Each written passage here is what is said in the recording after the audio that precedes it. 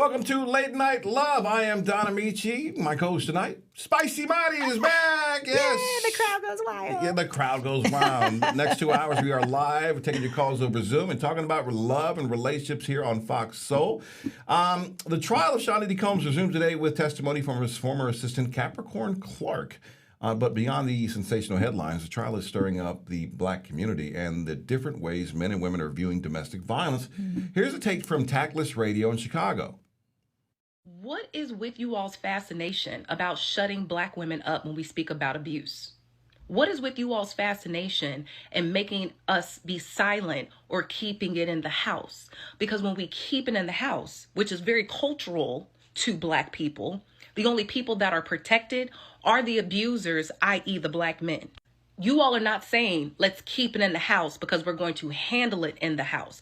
Typically, you all are complacent when you all see abuse by the dads, the uncles, the brothers. You all are not telling those men to stop. You're not encouraging those men to have better behaviors. If anything, you're encouraging the bad behavior. Black women are aware that the man is peering into our communities and looking at what we are doing and looking at what we are saying. What's so interesting is that y'all always care about that more than the abuse that's actually taking place. And tell me, why should black women care more about what the man can do to us when our actual fathers and uncles and brothers and lovers are the ones that are unaliving us at higher rates than the man is? Why do you all want us to care about the man and the power that they have to affect us when the people who we lay next to are unaliving us and affect our lives? See, I need y'all to get off of y'all high horse and stop thinking about black man, black man, black man, and actually think and put yourselves in the position of black women.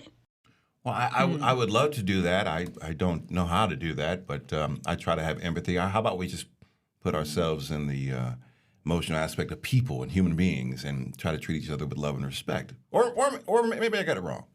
You are saying from a humanitarian, from a humanity. There's a humanitarian. There's enough humanity perspective is what you're saying. There's enough trauma to go around, and we're all beating up on each other. She seems a little upset. I understand that there's a triggering aspect with this Diddy Cassie trial when it comes to women because a lot of people may be taking up for Diddy, and there's a lot of different perspectives saying she enjoyed the lifestyle and blah, blah, blah, blah, blah. So I understand that. I don't know how to protect. I don't know. If I'd have known this was going on, well, I would have jumped in and saved Cassie. I'm just saying. If you would have seen it, I don't know. I don't think you would have jumped in and fought Diddy for her. I'd have took the firebomb in the car, you know? This is the crazy part. So this past weekend, I actually brought you up at the dinner table because there was a heated debate about the Diddy trial and like, who was at fault, right? And one friend in particular loves Diddy the way that you were saying that you grew up and like revered him. He's a, icon. And in his defense of Diddy, he did insinuate that Cassie wasn't an angel. He said, Cassie's not an angel. But I knew when I could read through it that it wasn't so much that he really didn't like Cassie or that he felt like she was at fault for the things that happened to her. It was that he was so hurt by one of his idols falling from grace, one of his heroes falling from grace, that he felt like in order to protect his hero, he needed to defamate her character. There's a lot of moving parts to this. There's a lot of moving parts. There's an underlying thing of that too. That may be that. Also, there's this thing with men. Men feel like they're under attack over the last few years, so there may be that. I mean, you poor men. The world has been so cruel to you. Oh my God! Are you thank you. me? Spicy. Oh, wow! Finally, somebody Nobody on my has a heart side. than a woman. I swear, next lifetime I'm coming back a man, a daddy, all the things, y'all. Because you got it made. You got the spicy life. Come on. Now. I mean, I do. Yeah, spicy life is kind of great. But I do understand that, and it's just there's a lot of layers to this whole situation. Seeing this trial though is very traumatic. Just seeing what kind of a monster this individual was, not just to Cassie, but just to everybody in his life. And I'm like, what kind of person is this? But this is money, fame, celebrity, power, all put together, and it really does corrupt. And it's like, oh my gosh. And what's more devastating is that if he's out there doing that, Who else? Who else? Yeah, that we just don't know about. That we do not know about. Who else do you idolize? Let's just go through your list of people who you idolize, and there's probably something on each one of them. Listen, I mean, Barack, what you doing over there? Now, what's going on? Barack, no, he's not on the list. He's not on the list. All right. Well, we're going to keep paying attention to this trial as it goes on. But it's sad all the way around. But I understand, what it is, and I want to be a better steward of our women.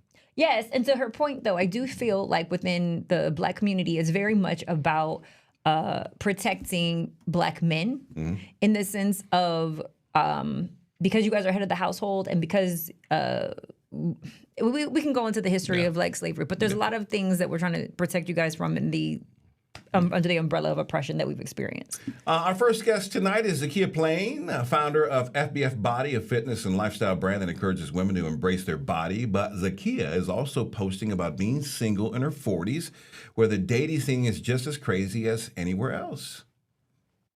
Call me crazy, but calling a woman 4 times in a span of 3 hours is crazy work when she just gave you her phone number yesterday. Am I crazy? Am I crazy? I fear the men are going to have their panties in a bunch once again because these men are crazy out here. I exchanged numbers with this man yesterday. We had one FaceTime conversation, okay? That was yesterday. He wanted to meet me out for drinks. Okay, cool. I told him where I was going to be at.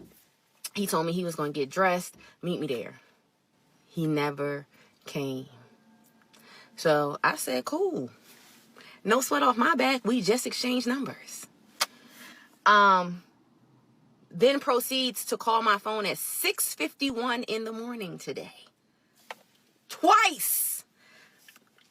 Why would you be calling somebody at 6:51? Called me twice, 6:51. Next call came in 9:14. I was in class. I just came from working out. So 6:51, I was asleep. 9:18, whatever, I was in class. He then proceeded to call me back at 9:38.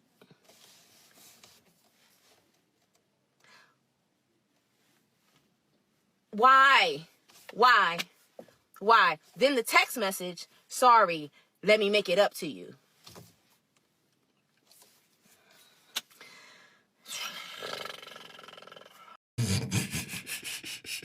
Joining us live now from Philadelphia, Zakia Blain. So we want to know more about your story. I do got my panties up in a brunch. You're in your 40s. You're single. What's your personal journey been like? And why you giving that man a mean time over there? He probably fell asleep or something. Well, no, we had spoken after he stood me up, which is why it was surprising that he proceeded to call me again the next day. Oh, so the plot thickens. He stood you. See, the way you made it sound was that, hey, I'm gonna be out and about. If you want to come join me, cool. If not, I'm not really tripping. Yes, but he said he was on his way. He said, I'm getting dressed. He had called me. Well, he texted me and he said, I'm on my way. I'm going to get dressed. And at that point, it was well into the night. Mind you, we had initially made plans around he was supposed to come around 7 because that's when I was out. By the time he texted me and said, I'm going to get dressed and come, it was almost 11 o'clock. I wasn't staying there for you to get dressed and come when you were supposed to be here at 7 o'clock. I know what happened. He was juggling 2 people. Yeah, that's exactly what it was. But the way that you told in the post, though, sounded like you were just clowning a dude for being thirsty. And then when you went into the story about getting stood up, then I was like, oh, okay, he chose, the other chickie boom boom and then tried to hit you back after. Exactly. That's exactly what that was. Tried to circle back around. And then in the morning, why would you proceed to call me 4 times? And then send me a text asking to make it up to me. Well, I'm still trying to juggle you. Right. I'm still trying to juggle. Come on now. I'm trying. I want no parts of that. I got a seat saved for you on the bench now. Come on now. Come on. All right. So tell us about your personal story. What's your personal journey been at? You're in your 40s and you're single. What's going on with that? Well, I'm 46 and I've been single for a while. It is just comfortable for me. I find it hard to date with my job and the profession that I'm in, running my own business, I just prefer to be single. I have very different outlooks when it comes to like marriage and relationships. I don't believe in monogamy, and I never want to get married. And so I just prefer to be single and, have my fun. If I want to date, I can date. If I want to have adult time, I can have adult time, and I can go on about my business. And I just feel like I'm in this place now where I'm so set in my ways of having been single for so long. Like, I don't want no man in my house. Like, you can come, but you can't stay for a long time. I don't want to have to change my schedule. I get up at like 5 a.m. and I work out and I pray. And like, I would have to change that for somebody. And I don't want to do that. Like, say they wanted to sleep late. I don't want to do that. Like, I want to stick to my schedule, stick to the things that I have going on. And I don't want to be derailed by having to change that and share this personal space with somebody else. And I feel like when you get into a relationship, that's what happens. Sorry, I didn't mean to interrupt. What is your goal then by dating? We don't want to be in a committed relationship. You don't want to get married. So you're dating with the intentions to have fun. And you need a man to do that. To have fun? Yeah. Okay. I need a man to have fun. I don't need a man to have fun. Like, if you're doing good by yourself, I want to know. I enjoy the company of a man. Okay. I go out by myself. I hang out with my girlfriends. I have 2 grown children, so I hang out with my children as well. Me and my daughter just came from a 3-state tour. And so I was in Chicago, LA, and New York. So I do a lot. I'm outside with my friends and my family all the time, but I also do enjoy the company of a man. Okay, so we want companionship. You're cool with companionship, but not the responsibilities of partnership. Exactly. Okay. I think if the right person came around, like the unicorn person, you would probably rearrange your whole life for everything. And I'm not saying that person's going to come around like tomorrow, but like if somebody came in and added like some unique energy to your life that made you change the way you feel, not companionship, but like really added something different to your life. Because it sounds like you really haven't run into a man who's really added value to your life. Yeah, it would have to be like something the unicorn of the unicorn of the unicorn. And I haven't ran into that yet, especially not here in Philadelphia. I get it. No, I get it. So what's your message to women in your age group? Are you telling them to do the same thing that you do? No, listen, I love what everybody else loves. If you want to be married, be married. If you want to be, in single, be single. If you don't want to have children, don't have children. Like, I feel like women have to do what's best for their life. So I don't preach my lifestyle and say, hey, you should come over here and just be single. But I do say you shouldn't accept anything less than what you deserve. And from my past relationships, I know in the past I did accept less than what I've deserved. You were talking about domestic violence at the beginning of the show. I have dealt with domestic violence. I was stalked for 16 years. Oh God. Yes. So my story runs deep, and the things that I've experienced runs deep. And so I think where I'm at in my life right now, I really kind of know who I am. I know what I deserve. I know what I want my life to look like. And I love my life the way that it is. Well, exactly how it is right now. I totally get her. Like, she makes her own money. She has her own peace. She's content. She's got peace right now, She doesn't want to disrupt it. And doesn't want anybody to disrupt the peace. Yeah, and even the fact that she didn't answer old boy's call, like, later on when he was blowing her up, trying to make it up to her, she was standing on business. She was like, no, I have boundaries. I have standards. Yes, I'm single, but that doesn't mean that I'll just take whatever you want to throw at me. And then a lot of men from that video, they were like, well, take what you can get. No. Why would I ever? Why would I ever just take what I can get? No woman should just take what they can get. The video put in context, I have a different understanding of it.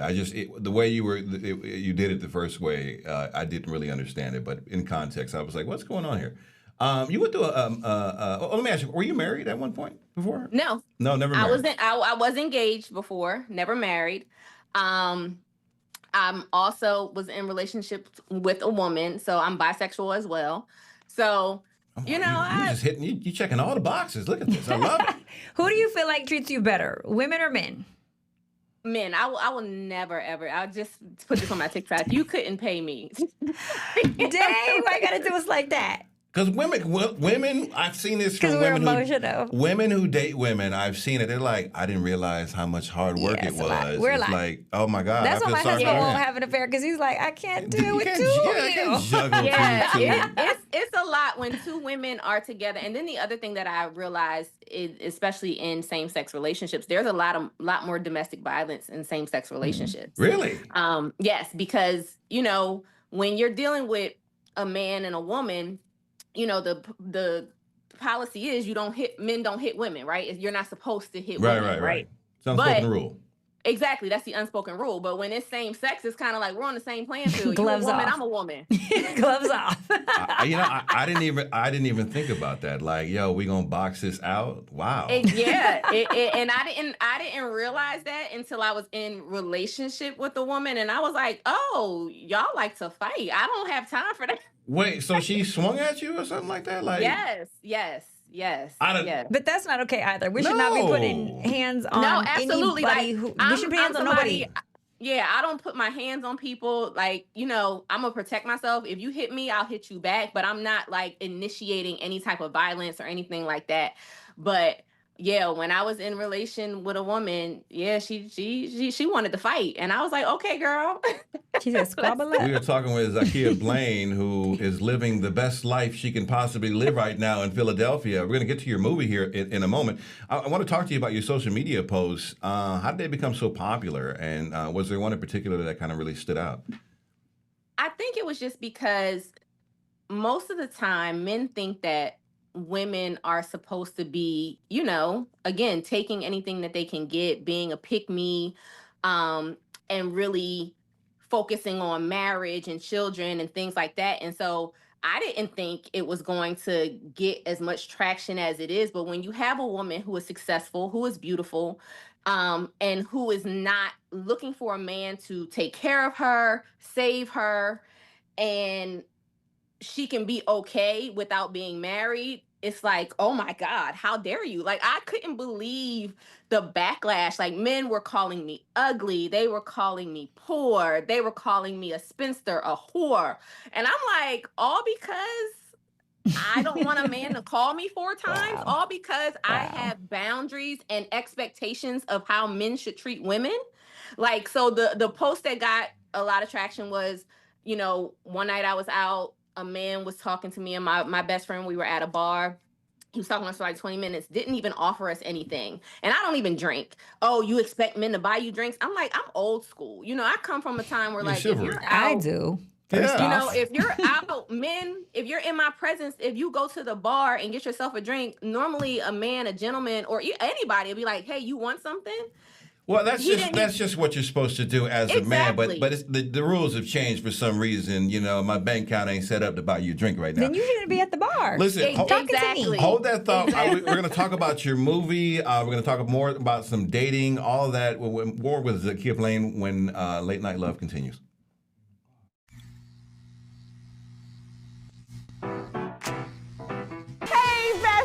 What is a bestie? I like you.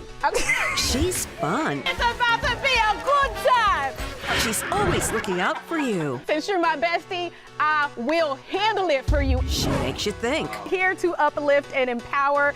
She's always encouraging. You are that girl. Chelsea Edwards, your bestie in daytime. Like, it's a spiritual moment. Chatting with Chelsea. New episodes weekdays at 5:30 or stream anytime on Fox Soul. I wonder if you know that I want the best for you.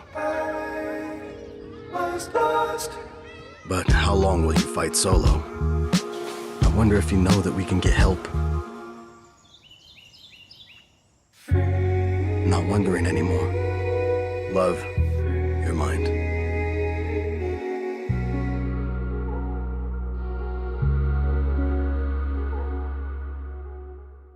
Ready to lose track of time the best way possible? Rolling! From the funniest videos to the wildest things online, we do the scrolling so you don't have to. It's Usher. He had that synthetic hair melting. You hear me? Why y'all talking about that lady hair like that? Ain't he alone? Catch us every weeknight, 7 p.m. Central on Fox Soul. Louder for the people in the back. As we work to get through these times together, you may not be thinking about blood donation, but blood is needed to save the lives of people who are sick with a range of illnesses. It's easy and safe to give. If you are in good health, please donate. We need heroes now. Visit redcrossblood.org to schedule an appointment. Welcome back to Late Night Love. I'm Don Amici with Spicy Madi, the magnetic matchmaker. And we're talking with Zakia Blain, founder of FBF Body, a fitness brand and lifestyle. I want to get to your movie, but what is FBF Body and fitness and lifestyle brand? Is it clothing? Is it working out? What is that? So FBF started when I was diagnosed with a brain disorder back in 2012. And so I wanted to help people be proactive in their health. So we started off with a weight loss challenge. And then the members of our weight loss challenge, they wanted something to wear to the gym. So we started making t-shirts and things like that. And like Selena Johnson started wearing it when she was on R&B Divas. And so we kind of took off from there. So we sell activewear. We are the premier Black-owned activewear brand in the country. We'll be 13 years in business this August. And so if you follow me on my social on Instagram, so like my social on TikTok is kind of like my behind the scenes, my life and like, you know, talking about dating and stuff like that. But my Instagram is really for inspiring women to be proactive in their health. We do walking challenges. We fast. So it's really just like health centered and wellness centered over there, and really helping women just live the best life that they can and empowering them to do that through diet and exercise. All right. You got a film coming out called Rent a Bay, which is hilarious. Let's take a look at Rent a Bay. Yo, I'm gonna be single forever. But I thought we were... Nah, babe, chill. You know what? I'm done with you. You and them baggy ass drawers you wear. And you're not even wearing a ring. My man is here. You? Let's get into the Rent a Bay app. What makes this different from other apps, like Backpage? Backpage? Girl, you used to be on Backpage. Damn! What if there was like an app where you could order a boyfriend so we won't have to go through this? Introducing Rent a Bay. So, also, all right. So, Rent a Bay. Where's there we go. Rent a Bay. When is it? Rent a Bay out right now? No, the premiere is actually Thursday, the 29th. We premiere here in Philadelphia at King of Prussia Movie Theater. So you can get tickets to that. And then after the premiere, it'll be shopped to your various streaming platforms. All right now. And then there's another one, which is Work Bay also, right? Yeah, there's a whole series of these. It's 4 movies. There's That's Work cute. Bay 1, Work Bay 2, and then there's Christmas Bay, and then Rent a Bay. Oh, are those out yet, or are those? Those are already out on Tubi.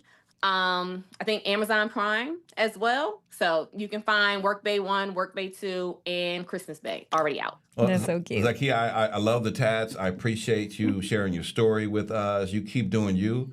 It seems like you are happy, and I love to see a smile on a woman's face. And you're gorgeous. We were talking about how gorgeous you are. Yeah, absolutely, absolutely Thank gorgeous. you. Thank you so much. Thank you so much. You got that Philly energy going on right there, okay? So you keep it up. So thank you so much, and good luck with the movie, and come back and see us in the future, okay? Yeah, whenever you want. I'll be back. I got a lot to talk about. All right, Zakia Blain, thank you so much. Have a good one. Bye, you too. Let's move on to poster TK Lee. Posted on Instagram today about being an average woman. This is interesting.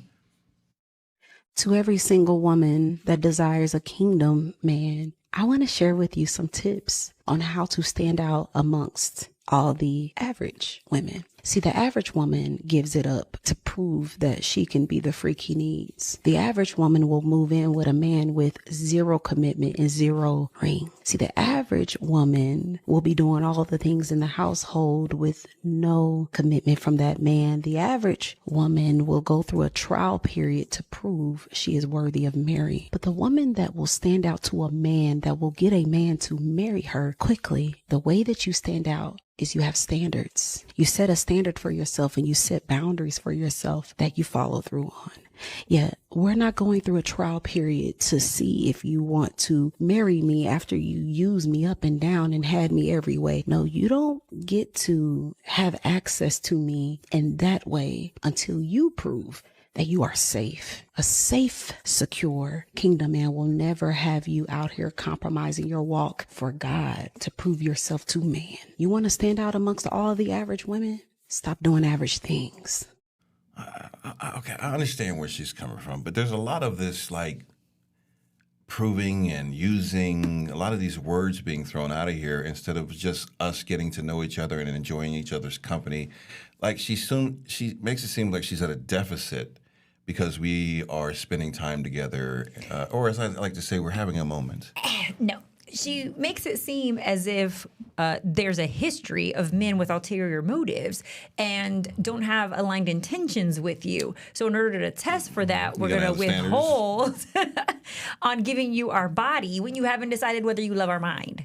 I mean, okay. So maybe my intentions are never that way, and so that's why I don't understand it, because my intentions are never just to like just bed you. It's my intentions are always but to spend time with you. But you do get hung up on the little point of like not sleeping with someone. Like when you know that us as women have taken off the table, no matter what the post is, you do feel a way about that. I don't feel any way about that. I am not some 14-year-old or 16-year-old or some 18-year-old little horny boy that I need to go have sex with. It ain't about being horny, but I think that you think that us as women are like weaponizing sex by not giving it to you guys. I think you're putting a lot of important emphasis on it. And like that's the only thing that guys want from you, but I could be wrong on that because this seems to be coming up in conversation. Yeah, this is what guys are doing to get to you. It's not that we think that that's the only thing that you want. It's that us as women know that it clouds our judgment. Does it? Yes, and we aren't able to assess your authenticity if we are sleeping with you. Listen, let a woman tell it. I don't have to have sex. I need good conversation and emotional. That's how I have my sex. I mean, you let women tell it. Sex to them is stimulate my mind. Yes. You know that's sex to you guys, not the physical act of sex. We make love to my mind. Make love to my mind, but you were just saying like it can cloud my brains when you make love to my body. Yes, also. when we are physical with you, that physical intimacy, there is a oxytocin release that instantly makes us feel closer and bonded to you, right? We start thinking about reproduction, we start seeing a future, and you ain't even met our family, don't even know if we have aligned values. Like, we jumped the gun. So in order to not cloud our judgment and give more time to you guys actually courting, and you don't like the word proving, I like demonstrating, right? Giving more time to you demonstrating these acts of service and interest, and then the courtship process. It just also, it seems like there's a lot of preconceived notions before you go into a relationship that we are like having to deal with and it's like I just want to go into it just getting to know you, but I understand where you're coming from, especially if someone's history has been taken advantage of by an individual who's coming through with false presentations. You know, they want to get to know you, and they really just want to get to know a piece of you at the end of the day. All right, our next guest joining us live now is Bianca Kelly, a therapist at Houston Relationship Therapy. Welcome. Hi, Bianca. How are you? Hey, guys. How's it going? All right. Let's see. You say you want to dispel myths that Black people have when it comes to mental health. What are some of those myths, and where do they come from? Some of those myths are just, you pray about it. Like, just pray it away. You know, God's going to solve everything. And although your spirituality is important, that's not the only thing. That's why there is therapy. And a lot of times people think that it's something wrong with you if you do choose to go to therapy, if you can't just fix it yourself. So I'm a big advocate in knowing that it's okay to go to therapy. And it's okay if you have your spirituality. You can also have spirituality and therapy. I've heard that there is faith-based therapists out there, and I've never like taken that approach to see how that works. Have you like talked to anybody or anybody who's done that? Yes. So it just depends on the therapist. There are some that specialize in faith-based therapy. Some people, that's what they seek out. Like if I go to a therapist, I want somebody that looks like me. Because when I go hit them with a girl, I need them to know that that can mean, it could be a whole statement, it could be a question, it can be all the different things, right?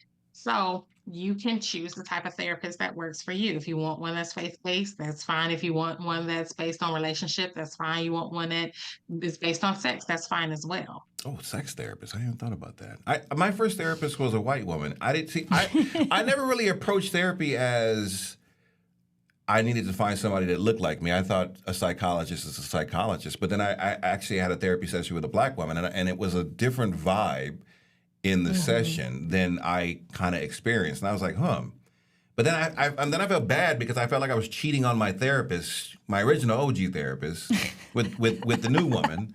And then I was I'm conflicted here. But there is a difference with a person of color, which I didn't really know. But I'm like good old reliable. I stick with what I got. But would you say, though, that ethnicity comes up, like our race comes up in the challenges that we experience often? And so when we bring it to the therapist, we do want them to be able to look through the lens of what we may be experiencing. And you want them to sometimes you want them to relate. And it's not that a therapist that is not of color, the BIPOC population, it's not that they can't relate to you, but it's different nuances, different things that we say that sometimes you just want somebody that looks like you, that understands the struggle. Take, for instance, like the Black Lives Matter movement. We understand why that's a movement, but some people were like, well, why do you need to have a movement? Why do you need to have these rights? I remember all I lived lives in Georgia. Matter. Right. I lived in Georgia about 10 years ago, a little over 10 years ago, and I had someone tell me that racism doesn't exist anymore.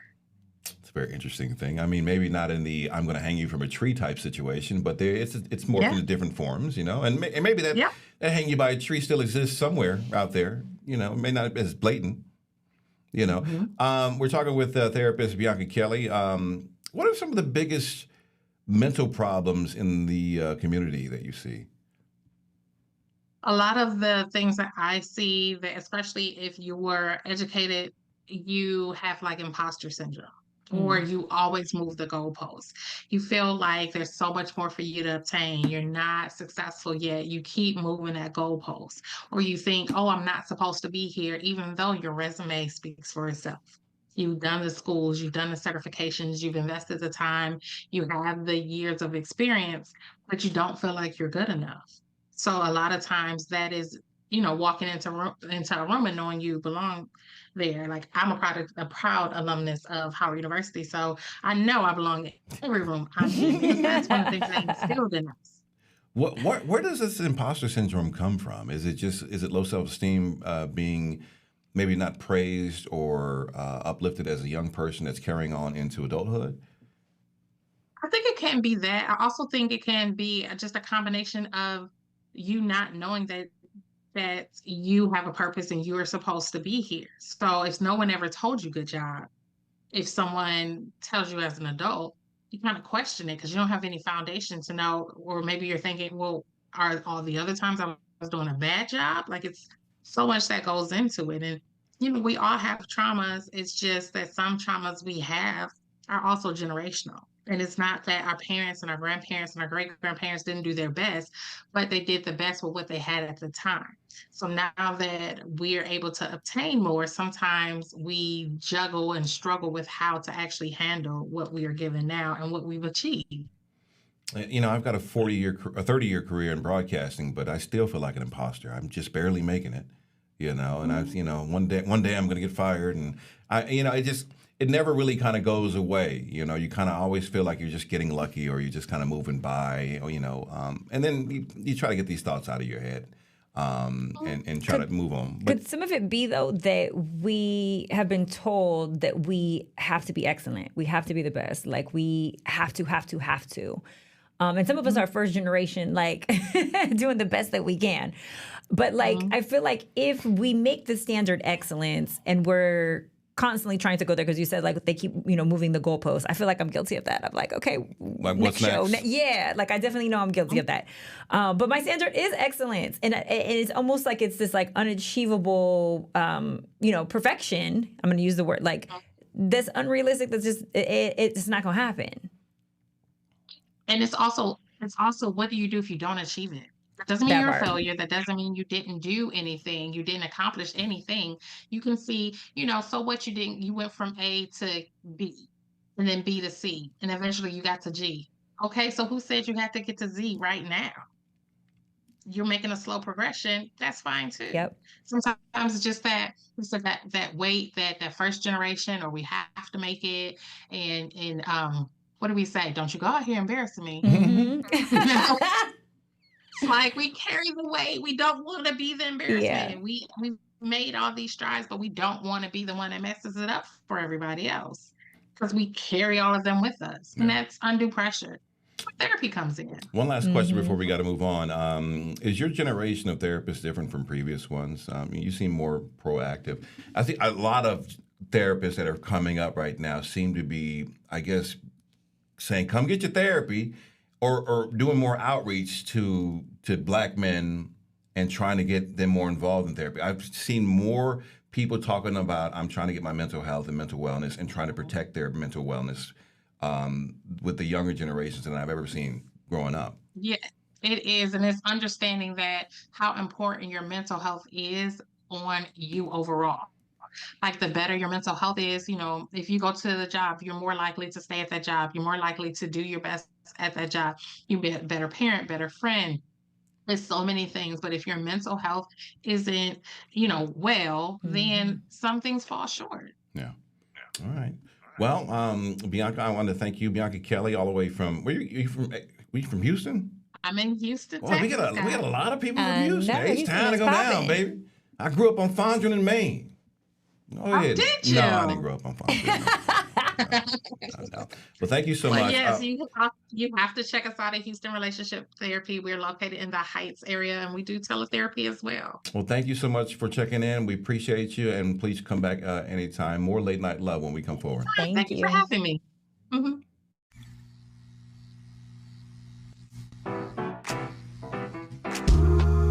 I know you're going through a lot. I wonder if you know that we can get help. Let's see how far we can go. Love, your mind. What do you think you're doing, Kevin?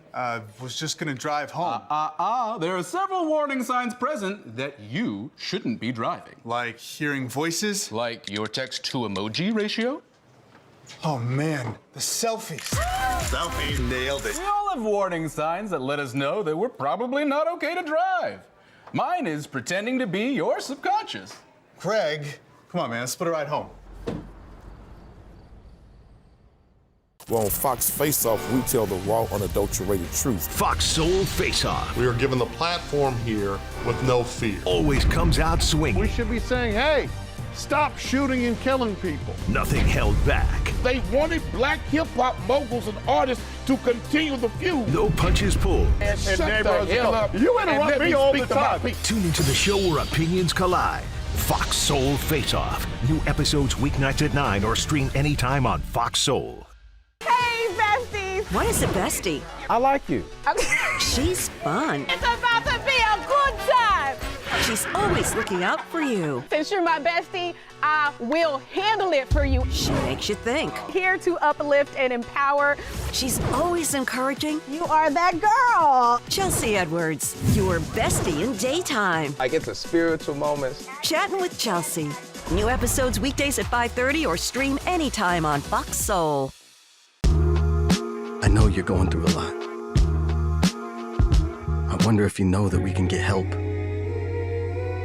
Let's see how far we can go. Love, your mind. Welcome back to Late Night Love. I'm Don Amici with Spicy Marty, the relationship magnetic matchmaker, the CEO, doing it all, putting everything together, finding love under every single rock and matching them up. Hey. Let's go to Emmett. First of all, you can join the conversation. Just scan the QR code right there on the corner of the screen. You can also jump into the chat on our YouTube page. Just go to YouTube, Late Night Love. We're streaming live every day, Monday through Friday, between 8 and 10 Pacific Standard Time. Let's go to Emmett out in Los Angeles. What's going on, man? Yes, Don, how you doing, man? Thanks for having me on. And Spicy Marty, how you doing today? Hi, Emmett. Welcome. Yes, ma'am. So what's your question? Okay, small question. In my opinion, I feel like men love harder. When a man falls in love with a woman, he'll do what he has to do to try to, work the situation out. He's gonna stay. He's gonna try to fix it, try to make her happy, as opposed to, just leaving as fast as women leave sometimes, right? And there are certain situations that are different. My question is, when does a man know when to throw the towel in? Oof. You could, it's one thing because sometimes you get into a state where, the woman is mad, there's silent treatment, there's all of these things that are happening. And it's like women, I feel like sometimes women love this positioning. Like when you're in this position, you have to prove yourself, and it's like groveling and all of this stuff. At which point does a man say, you know what? It's a waste of time. When you're doing all that. Emmett, what did you do? I think that's a long story. Emmett did something. What did you said groveling? You did something. Emmett woke up breathing. He woke up breathing. Like I said, Emmett did something. Everything you do is wrong. Everything you do. Emmett, you broke the trust at some point. Well, did you cheat, Emmett? The trust was broken a while ago. Did you break it? I did break it. Okay, so the person who broke it doesn't want to work hard to repair it. Absolutely. Okay. If you break the trust, you have to work hard just as hard to repair it. But you're thinking about throwing in the towel. It's just been like, let's say a circumstance happened a year ago, right? Now, if you forgive somebody for something a year ago, you don't then take that same situation out every single day. You don't throw that in the person's face every single day, because from there you can't move on from that. Yeah. Right? So I'm saying, if something happened a year ago and I've been working to clear my name, so to speak, right? And after a while, it seems like nothing is changing. Yeah. At which point does a man say, you know what? I think it's time to just throw the towel in. I think you, as long as one, you are not being abused, right? Emotionally abused in the situation.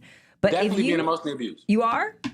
A covert female narcissist. So if you do the points on that, look at that. Everybody's on Google or TikTok. But yet you are still madly in love with her? He's trying to make it last. He's trying to make it work. That's my point is, as a man, you're going to stay. You're going to try to figure it out. You're going to try to change yourself and put yourself into a box and all that. But, at some point, you hit a wall and you keep hitting the wall. And it's like, well, hold on, what's really going on? Okay, have we stayed this long because we want to prove to ourselves that we can earn the trust back? Or is this really about healing and repairing the relationship? It's really about healing and repairing the relationship for me. And has she told you that what you did is unforgivable? Well, no. It's like I said, this happened a year ago. So it's every time she gets mad, everything is unforgivable. Okay. So it's like, it's one of those type of situations. Have you tried therapy? Have both of you tried therapy at all? Absolutely. Definitely in therapy now, currently in therapy. Has she told you exactly what she needs in order to heal from this situation? She's told me that. Okay, so she's mapped out for you what you need to do. Like, these are the 5 things that you need to do for redemption. Absolutely. And have you done those 5 things? I haven't done all those 5 things. Okay. Were those Louis? Why have we Vuitton? not done all the things? What's holding us back on doing all the things? To me, some of the things were. To me, some of the things were very. It was a lot. So, and those things only came up again when she got mad. So, like, give me an example. Like, what's one thing she wanted you to do that was crazy? That was crazy, or a little too much. I need your location 24 hours. I need all access to your phone, your passwords for everything. And I mean, it's nothing going on, right? So it's there. But to feel like, I don't know, it just feels like a sense of control. Yeah, like crazy control. And it's like, okay, I don't have a problem. Let's have a reciprocal. I'll share mine, you share yours. But it's like, no, we're not doing it like that. And it's since you offended me, it's my way or the highway type of thing. Yeah, it sounds like there's a level of insecurity that she needs to work on. And that he created. That he created. And that it doesn't sound like she's able to kind of like build any level of trust with you. But also, you can't be an emotional punching bag for a person who doesn't want to work on the relationship. Like, you don't get to get beat up when someone says they're going to work on something and I'm going to try to forgive you. And that's the big issue. You can only take so much punishment. And after a while, sometimes you have to cut your losses and say goodbye. No matter how much you may love this person and how much you want to try to make this right. And we make mistakes. Mm-hmm. Sometimes they're big mistakes. But you cannot be someone's emotional punching bag for God knows how long. it also looks like he's not trying to oblige the things she needs for true repentance. So she has these list of things, and he's like, nah, that's where I draw the line. It sounds like his standards, right? These standards or boundaries that he created. He gave the thing, right? He has No, she said, I will share your location, but you can't have mine. But you can't have mine. So he drew this line at where the boundaries are. Okay, the fact that she even stayed with him and he has these strong boundaries, but he crossed hers. So I have to basically just submit. They should not be together. I got to submit. Oh, they shouldn't be. They should not be together. Okay. He drew this line. He said, I will not submit to the boundaries that this line. Right. Okay. He's like, I will not cross it. She's staying with somebody who she doesn't trust. So she's already compromised her values. Yeah. So this is not a situation that at any point he's just going to magically change her mind. He won't submit. Yeah. Emmett, are you there? I'm here. I'm still here. Okay. Well, yeah, I mean, did you catch all that? I mean, it doesn't really sound like a healthy relationship. Maybe we can set you up on Spicy Marty's next speed dating event. Yes, indeed. It's a lot going on. Like I said, some of the things I feel like were, I've obliged to a lot of them, but some of the stuff, it was just like, it just felt like a different sense of control. And the things would go away when she wasn't upset. But I hear what you're saying. Thank you so much for the advice. I've had my AC on in here. You can see I'm sweating a little bit. I don't know if that's going to affect the video. So I'm going to go ahead and jump off. I know she's going to blame you for sweating. Who was you sweating for? Yeah, it's my fault. I'm sweating. It's my fault for sure. Yeah, I know. Why was you sweating so hard? All right. Thank you. Thank you, Emmett. All right, thank you. Yes, indeed. Have a good one. Yeah, I mean, sometimes I don't know. I mean, if there's... Nobody wants to be punished for the crime they committed, right? Just a year ago. Nobody, period. Right. Nobody, period, wants to be punished for a week, 3 months, but I think it's a year. Nobody wants to be punished for the crimes that they commit. And in relationships, it is not fair to abuse the person who hurt you, okay? However, if there are certain things that you are clear about, this is what I need in order to gain the trust, and the person saying, no, I will not do that, then they don't want to rebuild the trust that bad. I mean, but I don't know. It sounds like he was trying to do a bunch of stuff, but at some point it becomes emasculating, I guess you could say. For a man, it's like, how much of my pride and my ego do you want me to, like, he what's needs next? to stand firm on his boundaries because Lord knows she didn't. He has this, no, I will not.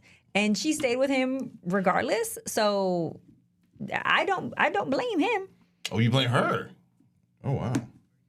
All right. Wow, that's interesting. I hate when relationships kind of like dissolve, and I hate insecurities in a relationship also, because that to me right there is everybody has insecurities. I know, but I'm going to come into a relationship with insecurities. You're going to come into a relationship with insecurities.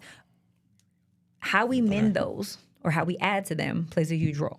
You can join the conversation by scanning the QR code right there on the corner of the screen, or click the link in our YouTube page on YouTube at Late Night Love. Tamari? Yeah. Tamari, how are you, Tamari? Tata, Astro Fashionista. Spicy Marty. Hello. Hi. So what is your question tonight? Okay, I have a question.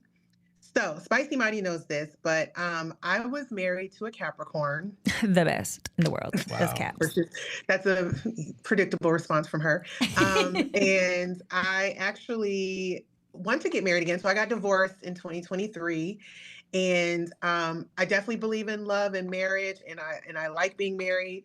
But I want some advice on how I should prepare for my next marriage, to make sure that I'm being aware of red flags, and I'm ready to enter in that sort of commitment because I want it to be the last time, of course. So that's my question. Lots of cardio in case you have to run. Okay. Don's gonna give you Don's like, have you been working out and getting that body right? How does she prepare for the next? That's a great question. I mean, I would say maybe going to therapy and start. I would seriously take stock of the type of wife that you would want to be, and be like, what's the type of wife that I want to be to the husband that I want to attract? And ask yourself, am I displaying these qualities? And if you're not, maybe go to find a therapist and start seeing if you can work on becoming that person, to set yourself up. Because you're all about magnetically attracting the person you want to be becoming more with. magnetic. Yeah, so I would start there as far as trying to be the woman that you want to set you up to get the man that you want. It may not always work though, because sometimes you can still be great. Okay, my spicy tip. Okay, one thing that you need to reflect on is one, what led to the divorce. I need you to reflect on that. Right? Why didn't this partnership work out? What was my contribution to it? Right? Are we taking accountability? Are we aware in how we showed up? And what was their contribution? And one thing that I always advise my clients on when it comes to moving forward into the next relationship, or when they go back dating even, is being able to answer, what am I going to do differently so that those same mistakes aren't repeated, right? Next relationship, this is how I'm going to operate differently. And also being able to answer, this is what I learned from it.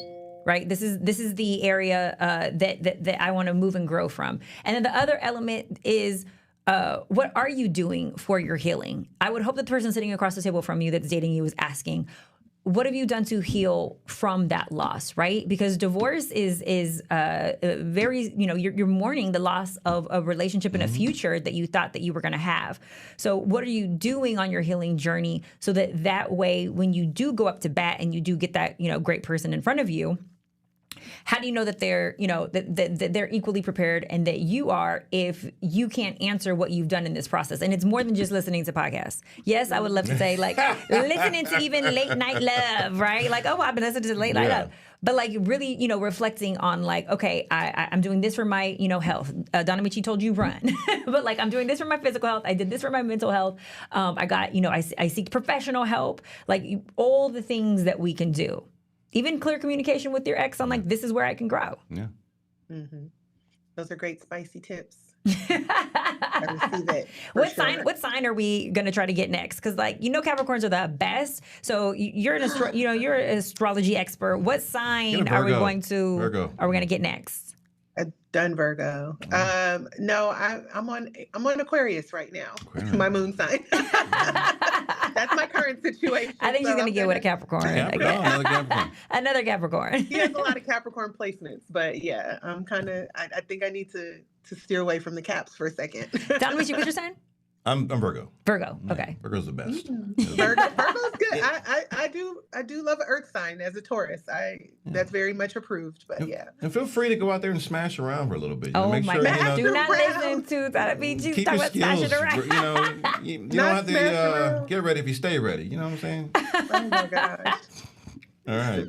I don't know about that tip, but okay. Listen, I'm just trying to help you out. Keep it tight. Keep it right. Keep it tight. Keep it right. Keep it exclusive. Okay. All right. Well, thank you so much for the call. Good luck with everything. Okay. Thank you. I appreciate it. All right. Thank you so much. Bye. All right. Wow. She's looking for how can I prepare myself for the next husband. I think that's a great way to look at your future and prepare yourself for what's to come. Mm-hmm. Like you said earlier, I think he's last week. You're it's a job. Literally, get out here and do it. we gotta get to work. All right, more Late Night Love when we come forward.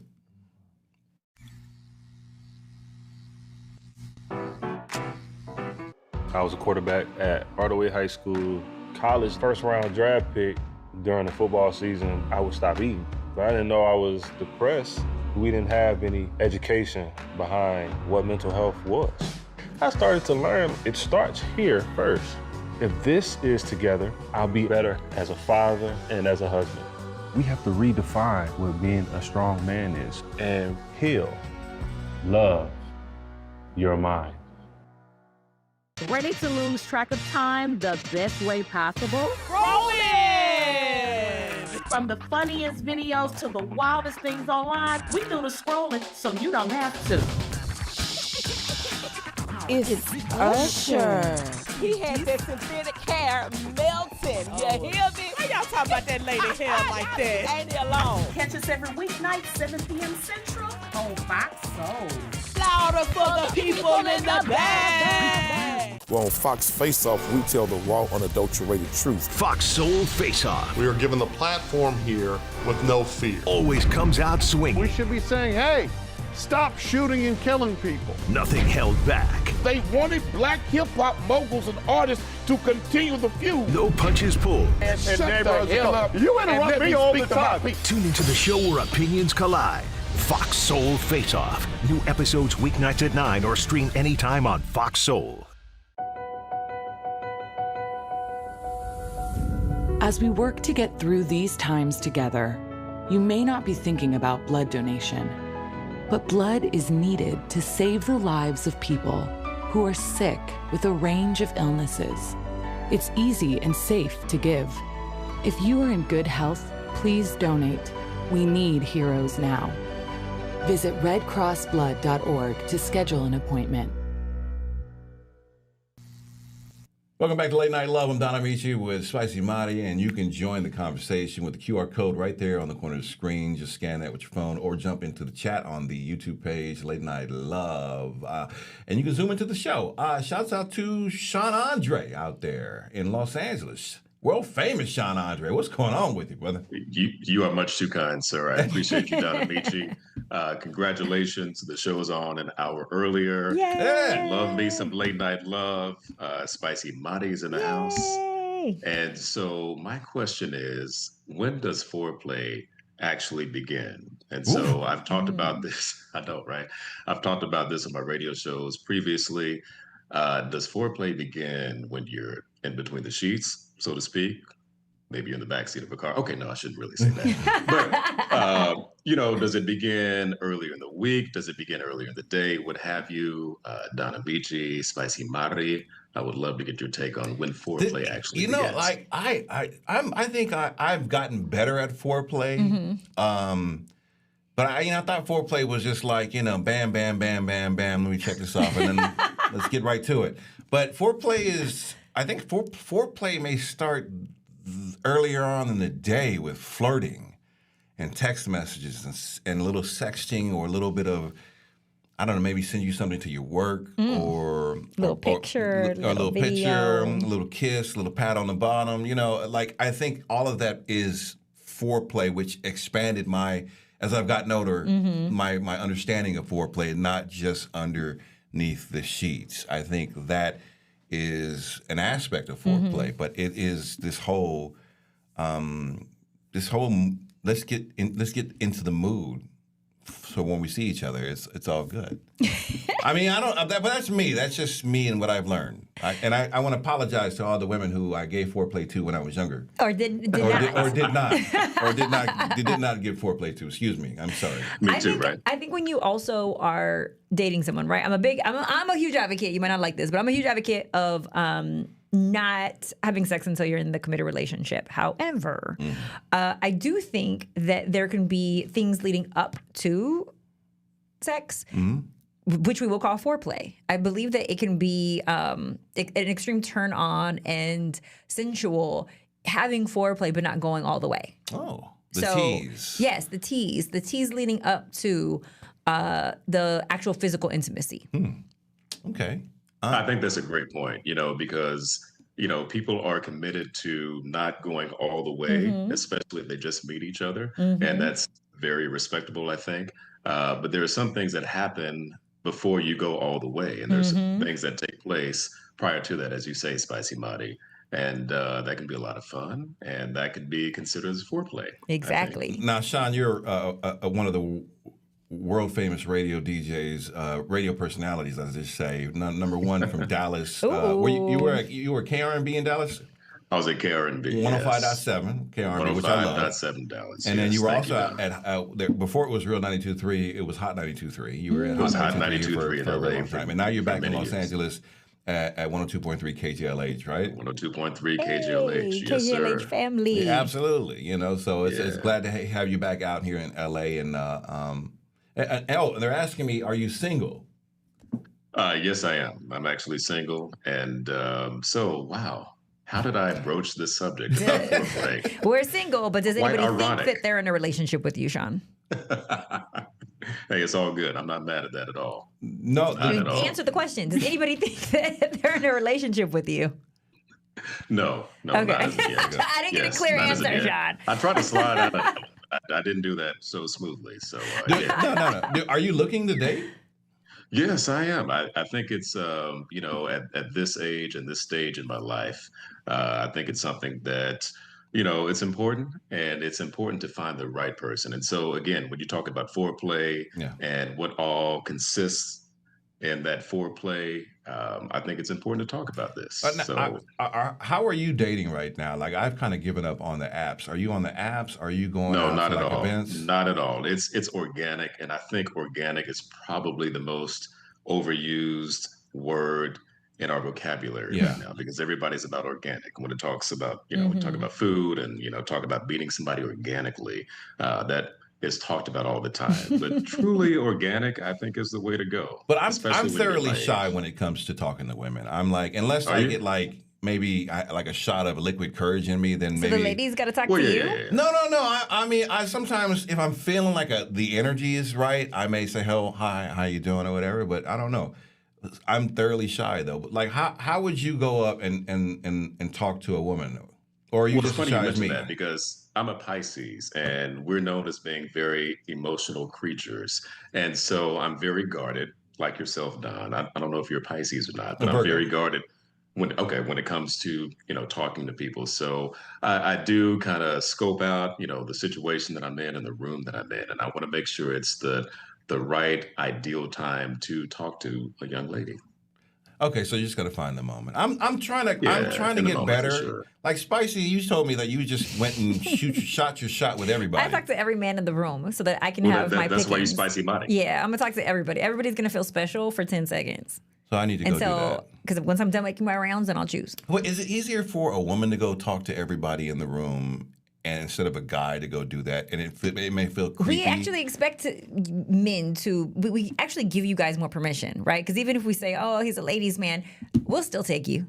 But when a woman does it, it looks like she's thirsty. It looks like, she doesn't have anyone. And women actually have less experience with rejection than you guys do. Yeah. So we don't even have the tools, and we're not even as equipped. So it's why I help women with it. So it's expected for us to go and talk to everybody. Okay. All right. Well, Sean, listen, we're learning so much here. Authentic and original in meeting, and no apps. I'm not going to do it. Where can people follow you if they want to follow you and check out those soulful pipes? It's Sean Andre Live. It's SeanAndre Live on all socials. So I appreciate you, Don, Spicy Madi. And you know what, Spicy Madi, when we find the right person that we I want to got zone someone in for you on- right now, Sean. Okay. She always has somebody. She's got somebody. I for got every- someone in mind for you right now, boo. All right. Okay. I'm gonna get your info, Sean. All right. We'll get you. I'll pass your info along, and are you on every weekend, or when are you on KJLH in Los Angeles, where people can check you out? Yeah, it's a couple of times a month I'm on, and so hopefully it'll be more. But Radio Free 102.3 KJLH in Los Angeles. So check me out there. All right, Sean Andre, thank you so much for joining us, Late Night Love, man. We'll see you back, okay? Yes, sir. All Thank right, you so much. Sir. All right. His voice is just like... You got a voice for radio? Voice for God. And a face for TV. Yeah. I'm going to set him up. I got a client for him. I always wonder, like, when people with that deep voice start making love, and it's like, hey, baby, what are you doing? Like, what does that feel like? I don't know. All right. Should women bring a gift for their date? Poster Best of Brittany thinks so and has these ideas. In your dating phase, are you supposed to be buying gifts? The answer is absolutely. Absolutely. Do not let nobody tell you otherwise. And let me tell you why. I'm not saying to just go crazy and spend a crazy amount of money, but when you bring a gift to a date, it makes the man just feel so loved and so important. Honestly, this could be used if you really like them, but it's also can be used as a manipulation tactic, okay? So let me tell you. When you buy a man a gift on a date, something small, right? They are going to spend crazy on you, okay? And then they're also just going to feel like you think about them. They're going to like you. You see what I'm saying? Because you got to think, majority of the time, men don't really get gifts, right? And then women kind of just expect gifts and don't give. You should be buying your man stuff. Even if y'all in y'all dating phase. And when I say something small, I mean something like $20 to $25. If you got more money to spend, spend it. And what I mean is, if you bake and you know he likes a favorite treat or something like that, bake him a cute dessert. Bring him some cookies.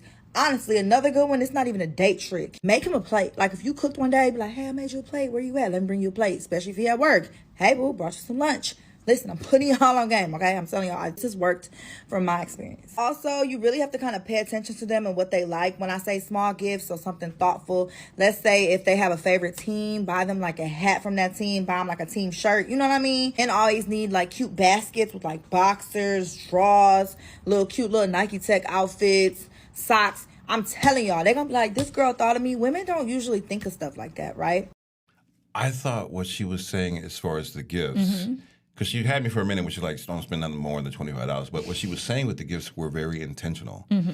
Because we don't really care about how much money you're spending on us. It's really about what the intention of the gift is, and how much you're paying attention to us. Whether you're taking the time to bake us something or make us something or fix us a plate or even like, the socks or whatever. I mean, like socks are something that we would appreciate, especially if it's something that like may match your outfit or you got us, like I noticed you got these, that suit, I bought you these socks that might go with the suit or whatever. It's something really that shows that you're really thinking about us. And we don't experience that often, at least I haven't, from women, where they're putting a lot of thought. We just get a michelada and a Happy Father's Day card, and that's pretty much it.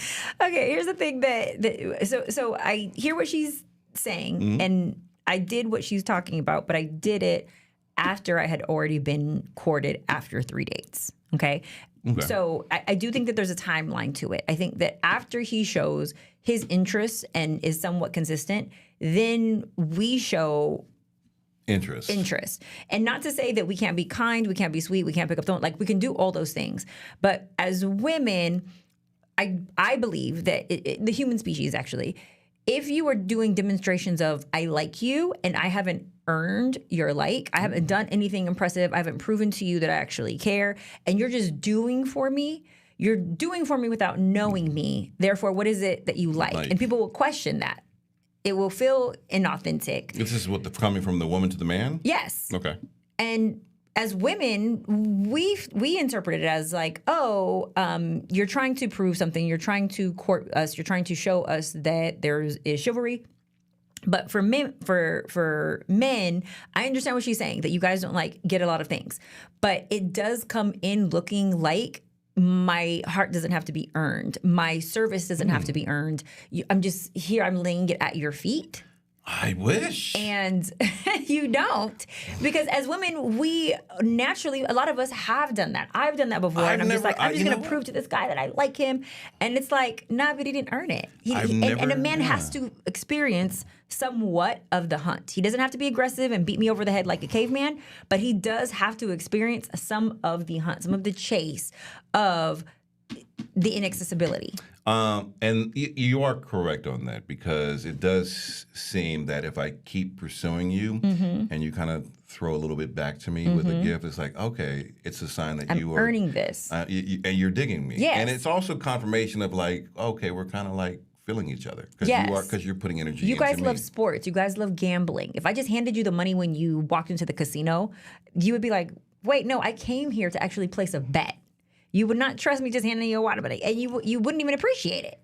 I don't know. I'd walk right out the door and say thank you. But you wouldn't. No, you would not appreciate it. You would have come back to play. No, because it is something about sitting down at the seat and the thrill of the game. It's the thrill of the game for y'all. She speaks from the chat, says no gift till we're about 4 dates in. So for 4 dates in? Look it. Someone was over here agreeing. 4 dates in is about it. Or at least, or until they show you that they're really kind of interested in you. What does that look like, a man showing interest in you? I mean, is that calling? Is that texting? Is that just engaging in time spent together? It looks like consistent phone calls. It looks like the request of time. It looks like planned dates. It looks like this is the location. This is the activity. I heard what you said, or I inquired. I learned that you love X, Y, and Z. Let me schedule that for us. What does your weekend look like? It looks like acts of kindness and thoughtfulness and service.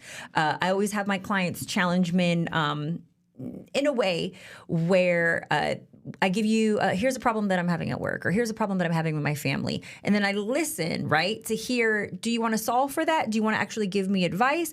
Or are you not really caring? Are you not really, even pretending to be empathetic whatsoever? Just putting a little... I'll even give you like something to build.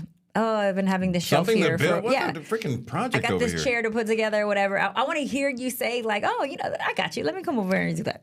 I put together a crib for a friend of mine one time. See, I love that. Oh my goodness. All right, more late night love when we come forward.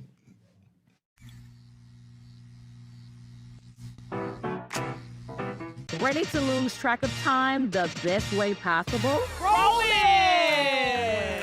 From the funniest videos to the wildest things online, we do the scrolling so you don't have to. It's Usher. He had that synthetic hair melting. You hear me? Why y'all talking about that lady hair like that? Ain't he alone? Catch us every weeknight, 7 p.m. Central on Fox Soul.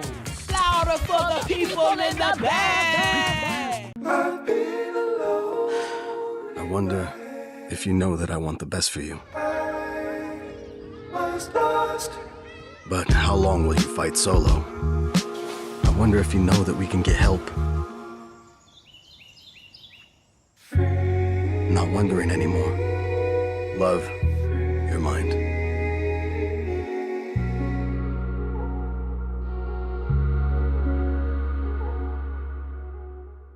I'm Isaiah Carey, here to shake things up with the stories that hit hard and matter most. Here on The Factor, we cover news with grit and authenticity. We challenge the status quo and get down to real talk and bold discussions. Join us as we amplify the voices that disrupt, inspire, and lead the charge for change. Your story is power, and we're here to unleash it. The Isaiah Factor Uncensored. New episodes weeknights at 10 or stream anytime on Fox Soul. As we work to get through these times together, you may not be thinking about blood donation, but blood is needed to save the lives of people who are sick with a range of illnesses. It's easy and safe to give. If you are in good health, please donate. We need heroes now. Visit redcrossblood.org to schedule an appointment.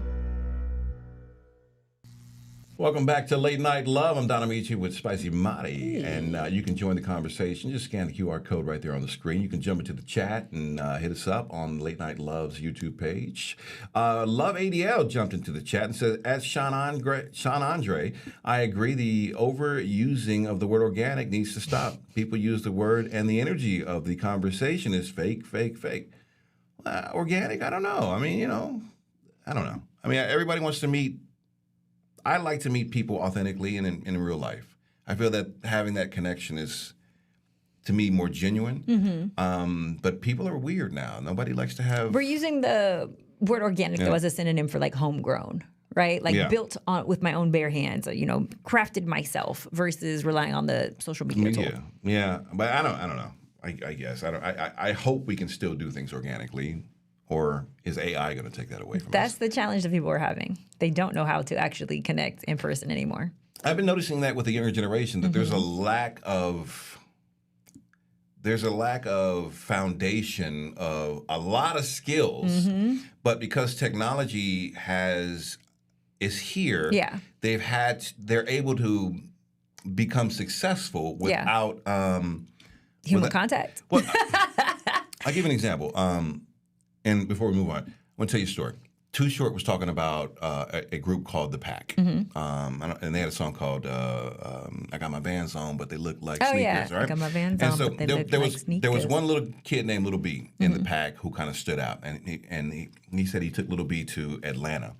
And he wanted to record an album. Now, Too Short's a studio guy. He says usually it takes time to write an album, but Lil B was like, I want to record a whole album tonight. And so he says, sure. I mean, and in Too Short's mind, he's laughing at him. But the guy went in there and freestyled a whole album in one night. Too Short said when he listened to it, he thought it was garbage. But the fact that he went in there and created 15, 16 songs off of a freestyle was like, wow. Fast forward years later, the group broke up. Little B changed his name to the Bass God. Okay. And had grown this following online and was dropping an album a day. Oh wow. Doing what Too Short initially saw in the studio. Yeah. And built an audience and was successful at it. And if he had probably got into the studio and learned how to write a song, maybe the bass god would have been more successful at music, and maybe it would still be around today. But it didn't matter at that time because you know what? He got social media. Yeah. His fans love it, and he's making a living at it. And so I think this is what we're seeing with technology is that everybody's making it how they're making it, and they're leaning on technology right now as a crutch. But what you're seeing and what that was is contrived intimacy with music, contrived closeness, and what I mean by this is social media is contrived intimacy. It is the perception of intimacy, the perception of vulnerability, the perception, look at me putting myself out there and I'm messing up this recipe and look at me doing this. But Little B, the bass god I thought Little B, the bass god's music was garbage, but it was garbage in a way that garbage became good. Because he had the actual tools from a technical standpoint. But if he had to actually connect authentically in person with all of those thousands of people on a daily basis, like, would he be able to hold that conversation and show up vulnerable? Would he be able to share and then make space for other people to share and reciprocate? I don't know. I don't know. Because that's the problem with dating these days. There's a reworking of everything right now, and I grew up with interpersonal communication skills and having one-on-one conversation. Yeah. They don't seem to care about that anymore. But because it's that wall. It's that technology wall up in the sense of he's not performing that often and that frequent and what am I in person, right? Because I think when we say communication, it's more than just your vocals. It's also face expression, right? There's body language. It's also tone of voice. Yeah. It's in the physical touch of it. Like communication, we communicate a lot of different things, and so I don't think that they're taking into account all of those things when there's a wall of technology. But maybe there'll be an app for sex and marriage and everything else to where you don't. I don't know what the future's going to bring, but I'm just saying it looks like it's getting crazy out there. It looks like we're going to have AI robots to live on. Yeah. All right. The other night we were talking about girl codes, but poster Maya Handel doesn't think men observe a bro code when it comes to exes. Hi, welcome home. Did you guys know that bro code does not exist? Because if you didn't, boy, do I have news for you. So you know like how like girl code, like if that was your girl's man, what business would I have with that man after y'all break up? What business would I have talking, looking, breathing, standing in the same area as that man? Even if they didn't date, if you liked that man and you no longer like that man does not exist to me anymore. I don't know that man. If I saw him walking down the street, there's no one walking down the street. Up until like literally a year and a half ago, I just assumed that this was the way that men also functioned. Nah! They do not care. They do not care. The amount of times that men have, and I've been like, what are you doing here? Because why would a man be here? No, why would a man be here? It's actually pissing me off. I mean, like, that's fine. I'm gonna help me have it. Nah, no, I'm kidding. But it was just shocking news. I just didn't know. I didn't know that men didn't get down like that. Like, they do not care. They don't care.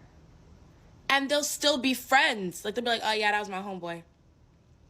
He fumbled, though, so what's up with it? So I didn't realize the girl code was a thing that you guys really do not. If you even like someone, your whole crew. He's off limits. Off limits. In regards to the bro code, like if some time passes, depending on how the relationship was with you two. Like, if y'all were married, then no, we're not going. But like, if y'all I didn't even put it past y'all for marriage. If y'all dated for a little bit and some like years went by, like I might say what's up. Yeah. Yeah, you guys do. There's not a line. Like that's the line. I just gave you the line. That's not really. I feel like you guys still, even if y'all divorced though, so it's officially over. Yeah, but I'm not hitting you next week. I'm hitting you years down the line. No, it starts with like, let me be a friend for you and comfort you through this life. Yes, yes. I'm slow playing it. And when you are vulnerable and you need a shoulder to cry Oh man, on. I've been told everything. Oh my homeboy, my boy didn't do you right. Like you could cry on my shoulder. And all he did the this things. to his last girl. Y'all are so shady. He did it again. Oh no! You didn't deserve that. I would never told do him he you needed like to go that. to therapy. I said, "Yo, you can't keep doing this." Oh my God! Hey, take my number down. You know what I'm saying? Follow me on Instagram. All right, earlier tonight we had Zakia Blain on the show talking about dating in her 40s. Poster Crystal Nicho Lee is in the same boat, but her trouble is that the boat rarely leaves the harbor. Is anyone else in like a weird dating conundrum once you hit 40 where you want to date somebody that's your age, but it seems like all the men that are your age don't have any energy anymore to do anything? Like they're like, oh, I just want to like be a homebody and be chill and just like live my life and I don't know, build things. And then you're like, but I don't want to do that. I kind of still have a lot of energy and I want to go out and I want to have fun. And they're like, whoa, I think you might be too much for me. But then when you try to date somebody that's younger, that's like in their 30s, they're like children and they don't have their shit together. So you're kind of just like, well, what do I do? Like, where do I go? I don't know. Somebody, if you have advice, please help. But we had that neuroscience guy on. He says this is when you guys are in the last stages of the egg production and you're trying to get the eggs out. So you guys are trying to look for dates. The problem with men in their 40s is that we done gave all our energy to you guys in our 20s and 30s. We're tired. I don't have it. No, I don't have no more to give. I'm running on fumes as it is. You guys, if you guys took care of your bodies though, is that what it is? Health, mental health, physical, all the things, you would have more energy. Okay. But emotionally, yes, relationships, dating, all of those things can be tiring. And so at a certain point, you do tap out and feel like, I'm okay by myself. I'm complacent. I'm comfortable. I don't really need to disrupt this, right? We kind of talked about this earlier. You, once again, are similar in that space where you're like, I'm at peace. I don't really need to disrupt my life right now. And so if a woman's like, well, let's go, skydiving tomorrow. You're like, I took a date there in our 20s. It wasn't like, yeah, which you did.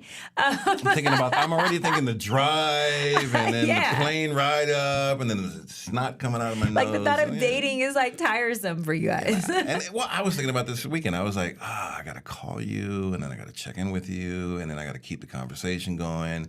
And I'm just mentally thinking how much energy that's going to. The energy of acting interested is work. Yeah, do I have the capital, the mental capital to spend on you right now? That's the question I ask myself before I even engage anybody. And the older that all of us get, right? Because they just happens to all of us. The older that we all get, the more life responsibilities happen. So like the load that you take on has now increased from like previous years in your, early 30s. Yeah, I think taking care of my mother for the past 4 or 5 years really I think that was a massive amount of stress. Not from just physically taking care of her, but also worrying about her and going into the hospital, trying to manage her house, getting her moved. Like that, I think was a toll on me that I didn't really know. That kind of weighed on me now that I'm kind of still paying for. All right, more Late Night Love when we come forward.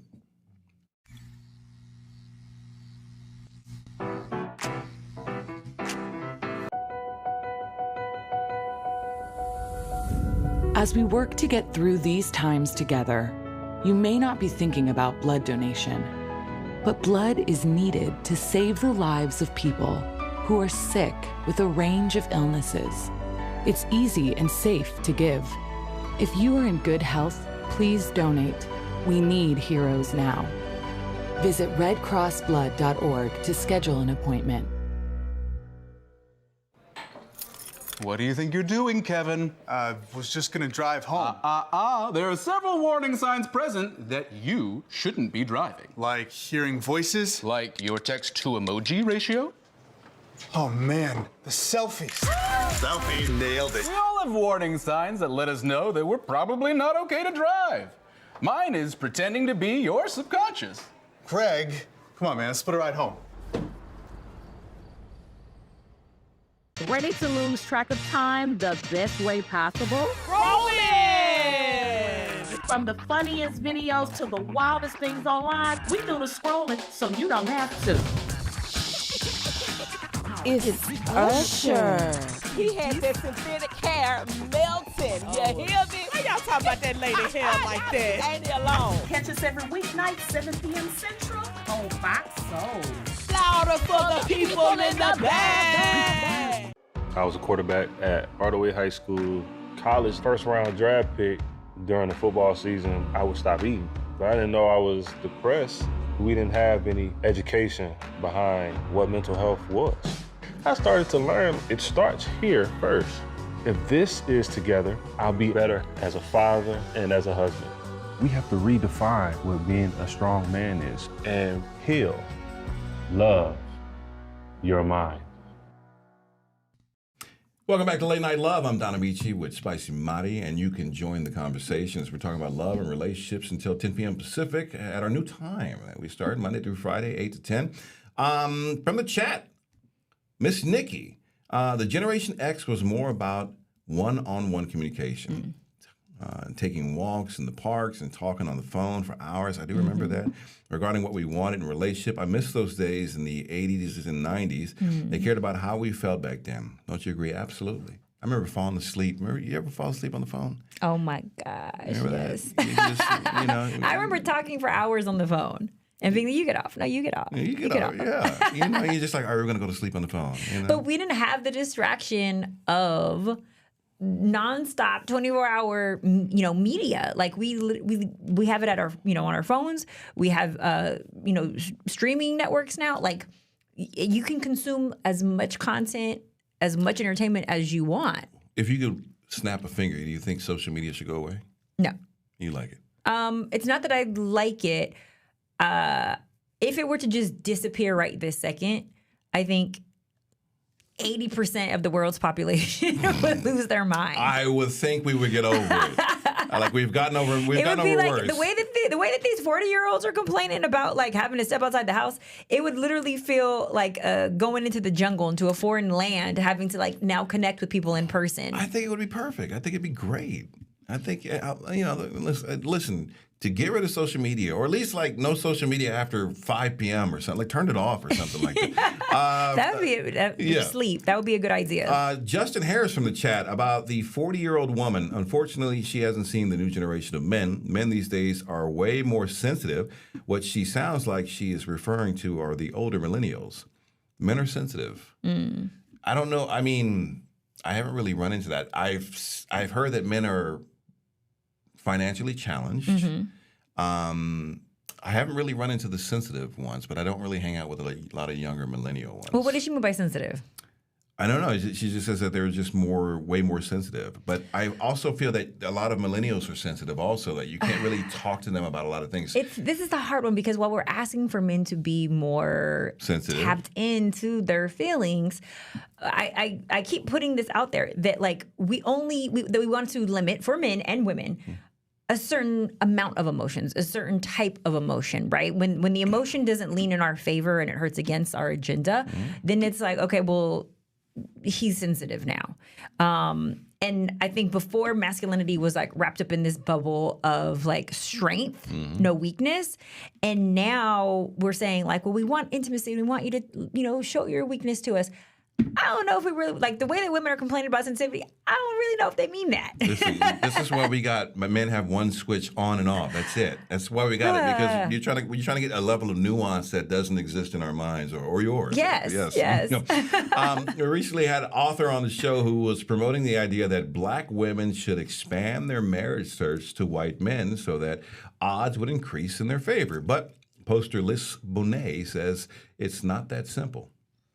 So many dating coaches are telling black women to date white men, and they're telling you how you're supposed to dress, how to tell if they're attracted to you, all these things. But let me tell you what they're not telling you. They're not telling you that you need to talk about race very early on into that dynamic, because a man can be attracted to you and want to sleep with you, and that still doesn't mean that he values black people and you are a black person. I've been seeing too many videos over the past few months of women getting divorced after marrying a white man, quick marriage, he seemed nice, they did all the things that the dating coaches are telling them to do right, and then that man is calling them the N-word, and he is being so derogatory and racist. But when asked, did you talk about race? No, I didn't think it mattered. Of course it matters. You need to know what he's comfortable with. You need to know his biases. You need to know who's around him. Is his family racist? Are his friends racist? Are there certain jokes that he thinks he can make? Does he say the N-word? Does he get drunk and say slurs to any group? How does he feel about black men? And this one is really important because a lot of time men are in competition with each other. It has nothing to do with the women. We are just the pawns in that game. There's a huge difference between a black woman feeling disappointed and let down by black men because you have dated many black men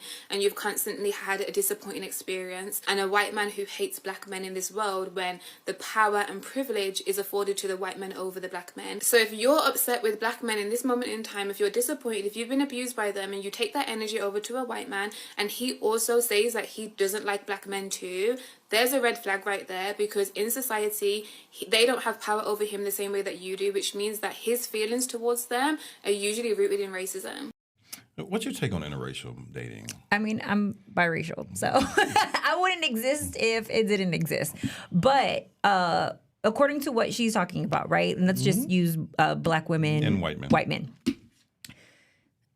The divorce rate is the lowest for that interracial relationship. Okay, when you make a choice as a white man to be with a black woman, I am of the opinion that that is a huge declaration, a huge step that you are very sure about and that you are going to protect at all costs. And I think that to her point, the questions that she's saying or the investigating that she's saying to do, I'm not against that. I think that you should be doing that regardless. I think you should be doing that whether it's same race relationship. You should be asking those, even if it is a black man and a black woman, what do you feel about black women? Tell me all the things that you love about us. Okay, I don't care what the races are. We need to be asking these questions. We need to make sure that you love and adore not just my race, but also my gender. Yeah. I've seen two types of white men. There's the white guy who loves everything black. And then there's the white guy who just likes the exotic appeal of dating someone who of a different race and doesn't really care. You could be Latina, you could be anything, anything, as long as you fit the box and you're just dating something exotic, because he's really not trying to get to know you. And then there's the nuance of really not even trying to understand your cultural background at all. And we kind of got to be careful about when you date somebody like that. Yeah. And it's very important that you do ask a lot of these questions, because if you're seriously about dating, I'm all about you being happy. I've been somebody's fetish before. Have you? Yeah. Oh my goodness. Because I went through my period of I'm off black men. Well, did you know it was?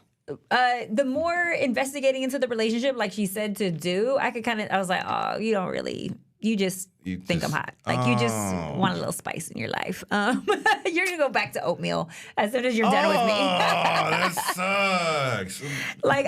Did you confront him at all with that? No, it wasn't something. It wasn't something that I got too attached to. Like, I knew, when I was experiencing it, I would even say that he was my fetish too. In a sense, like, I was like, I'm done with Latinos and I'm done with black men. Like, I'm going over to the white side, and and then when I dated that and experienced that, and I actually had something to compare it to. And I think that is important. I do think that if you're going to say, well, I don't gel well with this ethnicity, or I don't, gel well with this race, well, have you experienced it? Because if you haven't experienced it, you can't say that you don't. Yeah, I've always thought about dating other races just to see what the culturally they're like, and see their nuances they're like, and see how other women are. Yeah, my mother always used to tell me to date you a Chinese woman. She'll have your slippers ready when you walk in the house. and I'm like, Mom, number one, I don't know, that's very racist or bigoted. I'm not really sure what that is. I said I want a woman. I don't want a maid. Yeah. At the end of the day, you're like, I can hire someone for that. Yeah, my mother would tell me all kind of weird stuff. From the chat, KillerFresh344 says sensitive equals sassy. Unfortunately, as Spicy Madi is right, they don't want that. Okay. Sensitive We're equals using sassy. sensitive as sassy. So what does that mean? Sensitive equals sassy?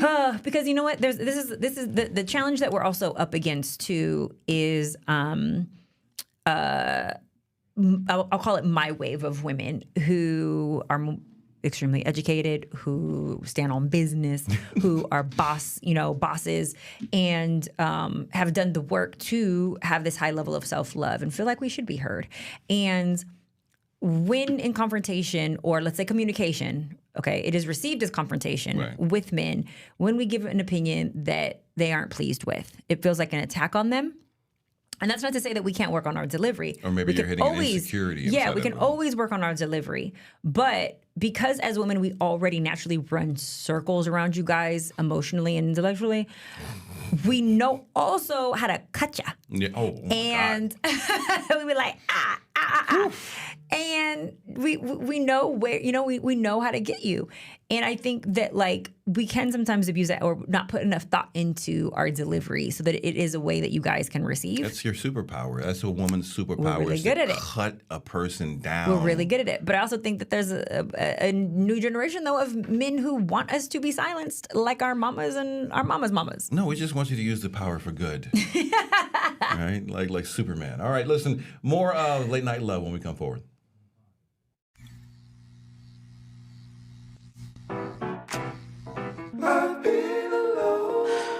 I wonder if you know that I want the best for you. But how long will you fight solo? I wonder if you know that we can get help. Not wondering anymore. Love, your mind.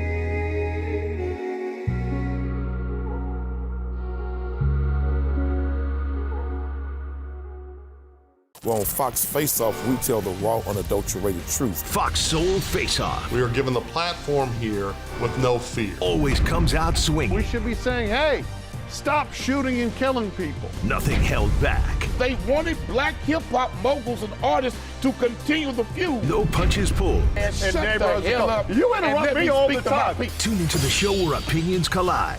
Fox Soul Face Off. New episodes weeknights at 9 or stream anytime on Fox Soul.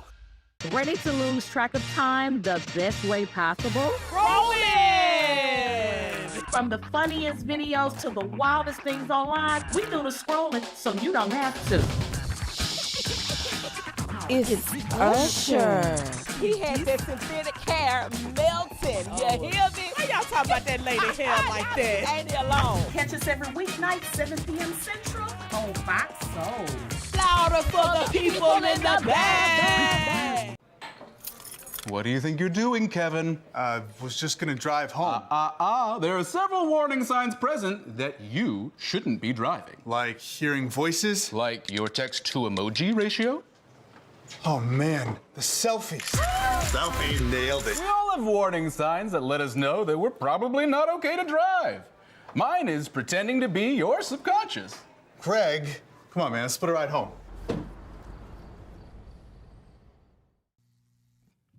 Welcome back to Late Night Love. I'm Donna Meachie with Spicy Madi. And you know, Madi, Madi, yada, yada, yada. I know you put a lot of emphasis on women curating their social media page. But poster Silva Tuthill says sometimes posts filter out reality.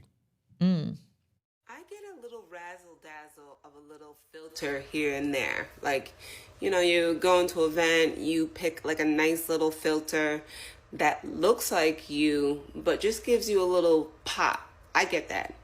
These people who are like photoshopping and filtering themselves to look totally different than what they actually look like, I don't get that. Because then when you meet them in person, they look like Shrek. It is just very odd that they have this distorted image of what they actually look like. You mean, with the Photoshop filters or? Yeah, so like women are posting photos or video with the filters. And then she's saying when you see them in person, they don't look like that. So people are disappointed. They're getting catfished. Everybody's catfishing everybody. I'm not going to lie now. Sometimes I need a little filter. Sometimes it's a bad makeup day. but I was looking at Kai Cenat's Streaming University, and I was looking at some of the young streamers that were in there, and they're getting a lot of plastic surgery. Like they're trying to, I guess, be the filter in real life. They're saying they're showing the picture of the filter, and they're asking the surgeon, like, give me this. And I don't understand the butt implant thing. Like that is just so one of the most dangerous surgeries. It is, because if that fat gets into your bloodstream, it can cause a heart attack. It's a very bad thing. I don't understand the. I know we all want to make ourselves more prettier and beautiful than what we may be, you know, but I've always come to the realization that if you don't like me for me, then you aren't for me. And I'm okay with that. So I shouldn't have to trick you into anything. If you're not going to take the time to get to know me, I look at that as a blessing that you're not for me. And no matter how beautiful you are and great, I can't be with someone like that because, you know, that's very surface level for me. So, but I guess everybody is like, I gotta trick you to be with me.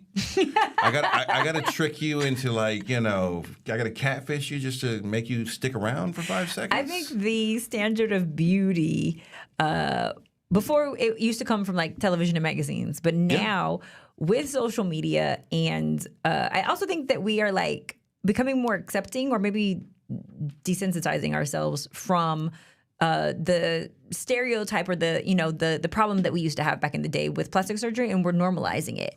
And so I think that people are going, they're like, I like this look, and I'm going to transform myself into that look so that I can find myself more attractive. I just noticed that a lot of young girls are wearing caked up makeup, and they create this look that they all tend to look the same, with small little variations, which, if they went to makeup school, they could do makeup on... Makeup does wonders. I saw myself on camera with makeup, and I was like, ooh, I want to look like that all the time. Right, yeah. And I'm like, wow. I'm like, who taught y'all how to do all this stuff? Amazing. Because people should go to school for this.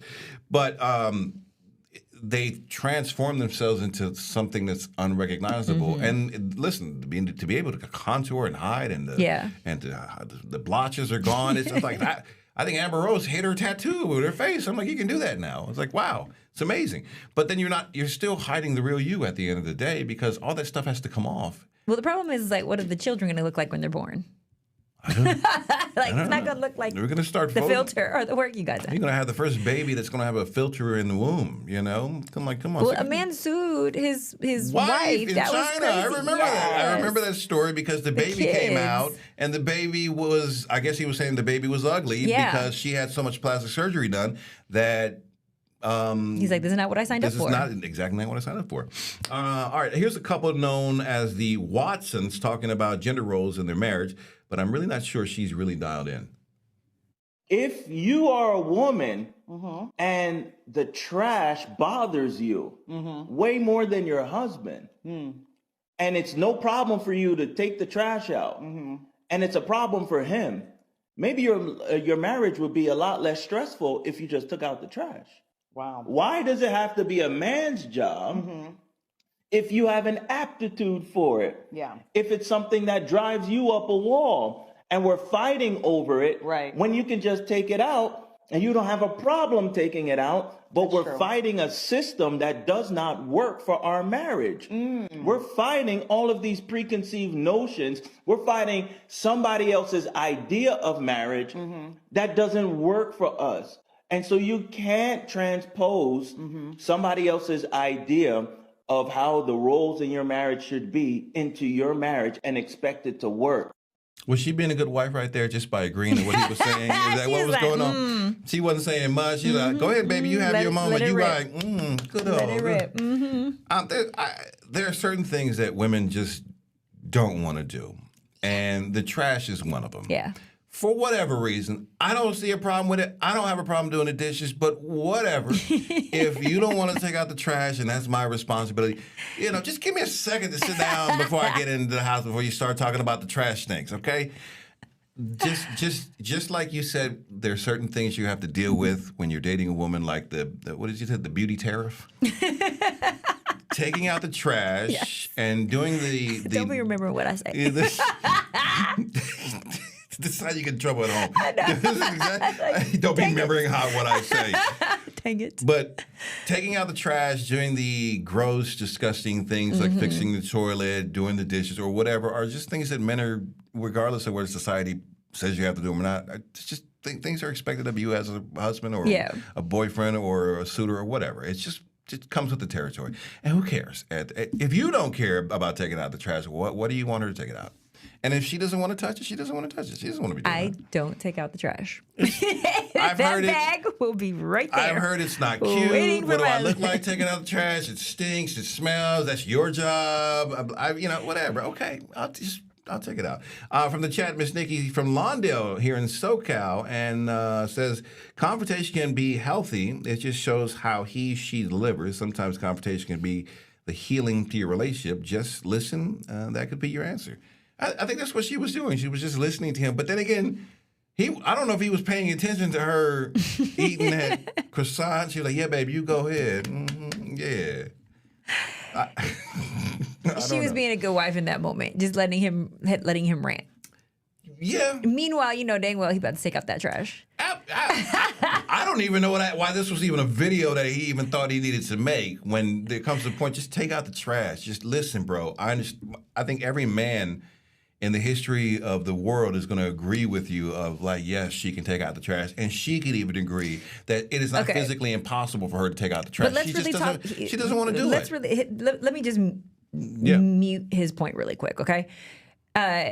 We do not live in a kumbaya society, okay? And for somebody to want to eradicate roles, I think roles are important. I think labels, I think roles are important.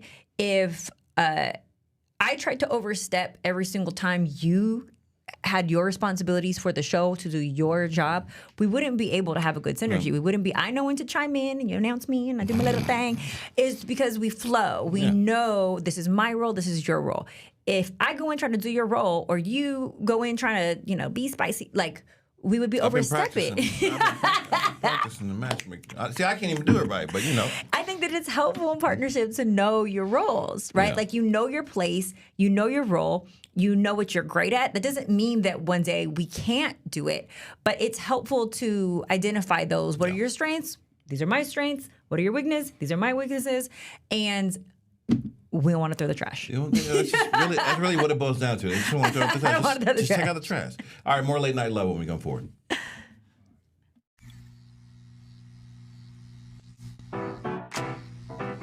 Ready to lose track of time the best way possible? Roll it! From the funniest videos to the wildest things online, we do the scrolling so you don't have to. It's Usher. He had that synthetic hair melting. You hear me? Why y'all talking about that lady hair like that? Ain't he alone? Catch us every weeknight, 7 p.m. Central on Fox Soul. Louder for the people in the back. I wonder if you know that I want the best for you. But how long will you fight solo? I wonder if you know that we can get help. Not wondering anymore. Love, your mind.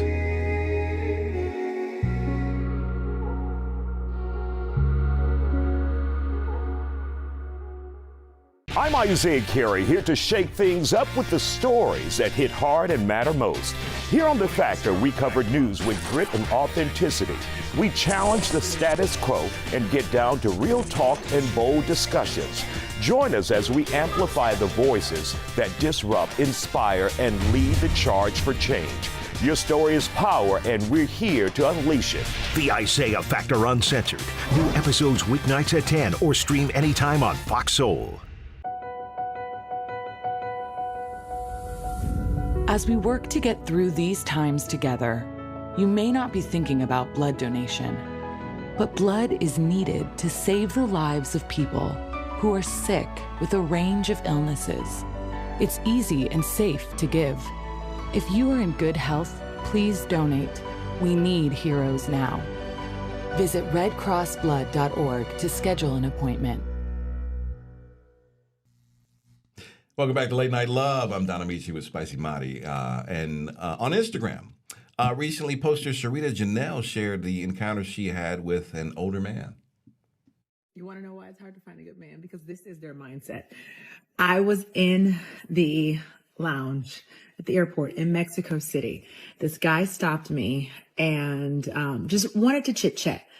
He was older, good looking dude. Told me he had a baby on the way. I said, wow. He said, and he had a 3-year-old. I said, do you mind me asking how old you are? 62. He is 62 years old.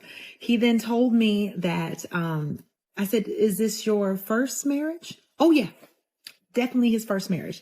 He said that he was having too much fun with the ladies. And then at the age of 55, he decided that it was time to settle down.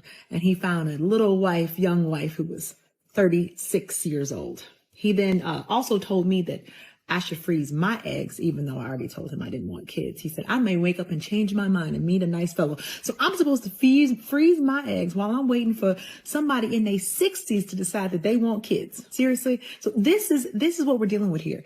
This is the problem. This is the problem. What was the problem with that? I was just, I mean, I don't think he meant anything by it, right? This man can't fathom a world where a woman doesn't see her purpose as bearing a man's child. But it's okay.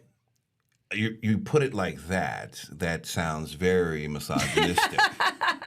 But I would assume that women liked to give birth and to bring life into the world. Not it's that the only way to get it here. Right, but not that we don't like it. It's the only way to make it happen.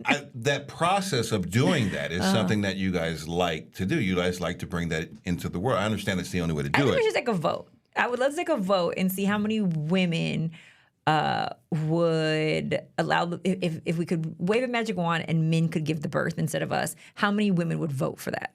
Oh, I think all of you guys would. Okay, so or at least maybe 80%. I literally, if I would have a second one, if my husband carried it. If my husband carried it, I would have 2 babies. Oh God, no! I can get you a surrogate. I ain't. But there are a lot of women though who do appreciate the pregnancy and the birthing experience. I'm not one of them. I just thought I thought that was a big thing for women of having a child, raising a kid, and I think that's what he was saying. Like you might change your mind about having a child. I'm curious to see how many men who could go through the birthing process and carry them would feel like they could still leave them afterwards.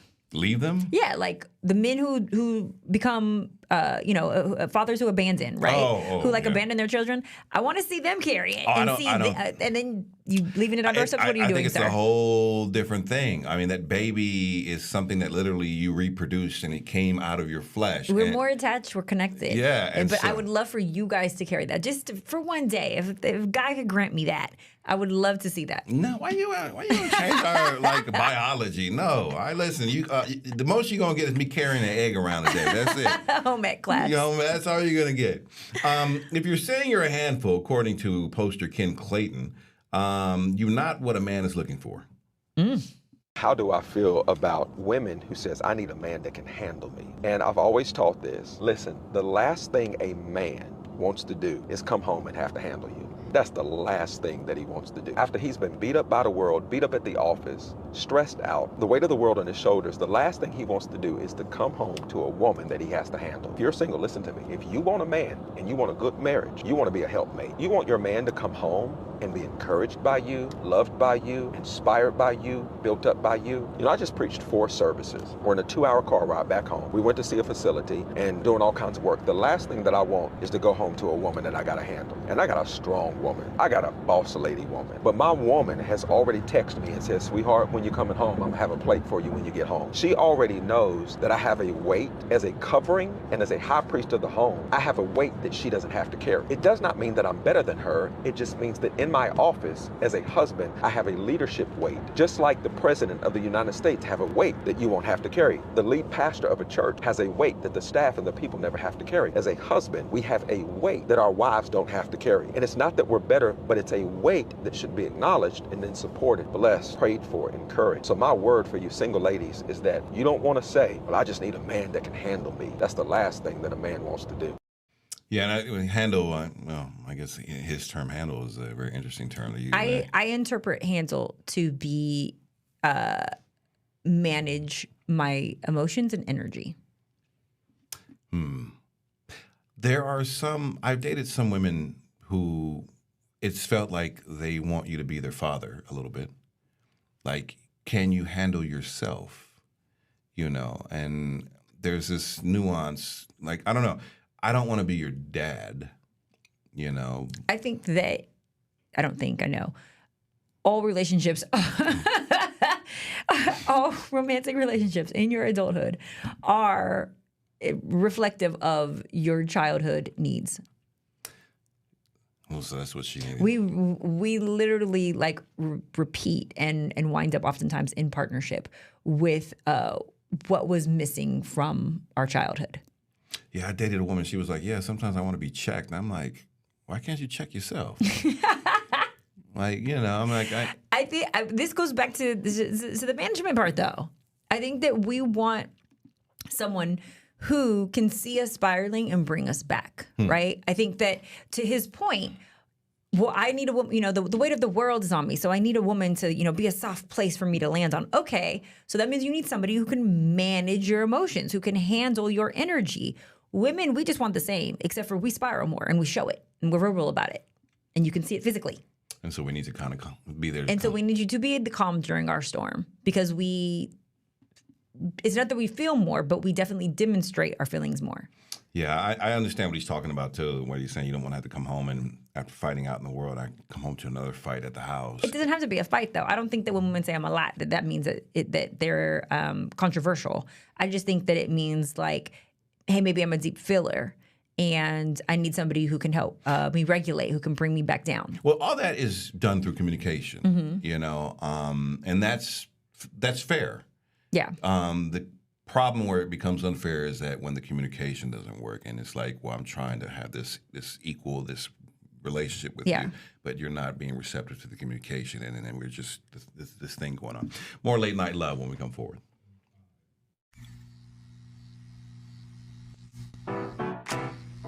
Ready to lose track of time the best way possible? Rolling! From the funniest videos to the wildest things online, we do the scrolling so you don't have to. It's Usher. He had that synthetic hair melting. You hear me? Why y'all talking about that lady hair like that? Ain't he alone? Catch us every weeknight, 7 p.m. Central on Fox Soul. Louder for the people in the back. What do you think you're doing, Kevin? Was just gonna drive home. There are several warning signs present that you shouldn't be driving. Like hearing voices? Like your text-to-emoji ratio? Oh man, the selfies. Selfie nailed it. We all have warning signs that let us know that we're probably not okay to drive. Mine is pretending to be your subconscious. Greg, come on, man, let's split a ride home. I was a quarterback at Hardaway High School. College first-round draft pick. During the football season, I would stop eating. But I didn't know I was depressed. We didn't have any education behind what mental health was. I started to learn it starts here first. If this is together, I'll be better as a father and as a husband. We have to redefine what being a strong man is and heal, love your mind. Well, on Fox Face Off, we tell the raw, unadulterated truth. Fox Soul Face Off. We are given the platform here with no fear. Always comes out swinging. We should be saying, hey, stop shooting and killing people. Nothing held back. They wanted black hip-hop moguls and artists to continue the feud. No punches pulled. And shut the hell up. You interrupt me all the time. Tune into the show where opinions collide. Fox Soul Face Off. New episodes weeknights at 9 or stream anytime on Fox Soul. All right, welcome back to Late Night Love. I'm Don Amici with Spicy Marty. And finally tonight, poster beefing with the blacks, on Instagram with what he calls the wife word challenge. This is the wife word challenge. Are you ready for this? Let's do it. All right, first word. Okay. Oh, onomatopoeia. Onomatopoeia. Yeah. Good, 1 for 1. All right, it gets harder as you go down now. Okay. Phenomenon. Phenomenon. You shooting them out fast too, girl, ain't you? Your girl smart. Okay, well, I told you it gets tougher as we go. Okay. All right, you ready? I see what you did there. Pterodactyl. That's what? Pterodactyl. Okay. I can spell, man. Okay. This one's probably one of the tougher ones, though. Okay.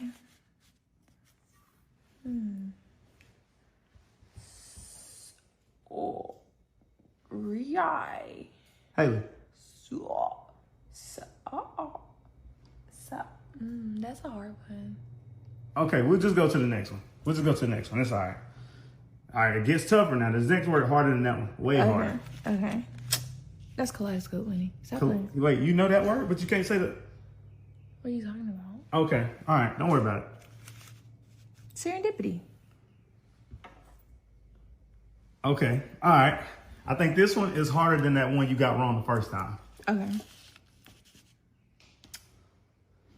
E-M. Okay. Is that even English at this point? I said sorry on the way here to him. Oh, did you? I sure did. That's did. nice. I know. Pat on my back. Well, listen. You. It's nice that you can be sorry. Thanks. It's very nice. Hopefully, he can say sorry too. Yes, I have taught him how. We have an even relationship. Where can we stroke that Twitter and scratch that IG and Twitch on that MySpace and You can play with my Twitter, stroke my IG at Spicy Mari. Go to thespicylife.com. Also, check out my podcast, The Spicy Life. Yeah, you are a magnetic matchmaker where you are helping people date with intention. I love that. Yeah, that's pretty good. Maybe Sean Andre. Doing I God's told him work. that you'll hook him up with I'm going to somebody. plug Sean. I got someone for him. All right, the Listening Lounge is coming up next. We are at our new time, 8 to 10, Monday through Friday, here on Fox Soul and on your streaming apps. You guys be safe. My name is Don Amici, and I will see you guys tomorrow. Bye.